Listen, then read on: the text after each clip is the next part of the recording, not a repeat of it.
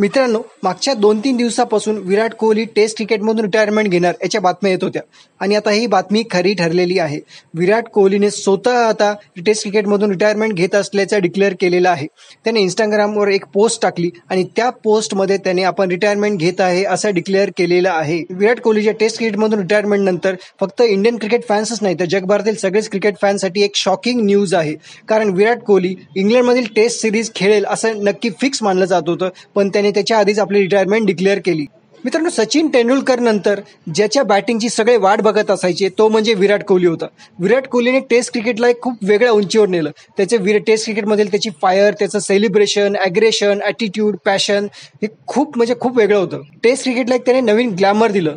त्याने स्वतःही सांगितलं होतं की टेस्ट क्रिकेट हा जो फॉर्मॅट आहे, टेस्ट क्रिकेटचा जो फॉर्मॅट आहे तो त्याच्यासाठी सगळ्यात महत्त्वाचा आहे. पण आता शेवटी त्याने टेस्ट क्रिकेटमधून रिटायरमेंट डिक्लेअर केलेली आहे. त्याची बॅट आता टेस्ट क्रिकेटमधून तरी आता शांत होणार आहे. विराट, तू नेहमीच आमच्यासाठी लेजंड राहशील, किंग राहशील. थँक्यू विराट, थँक्यू. तुझ्या पूर्ण इंडियन क्रिकेटसाठी जे कॉन्ट्रीब्युशन तू दिलेलं आहे त्याच्यासाठी खरंच थँक्यू. मित्र, तुमच्या काय फिलिंग्स आहेत ते कमेंटमध्ये नक्की सांगा. विराटच्या रिटायरमेंट बाबत तुमच्या ज्या फिलिंग्स आहेत त्या कमेंटमध्ये नक्की सांगा.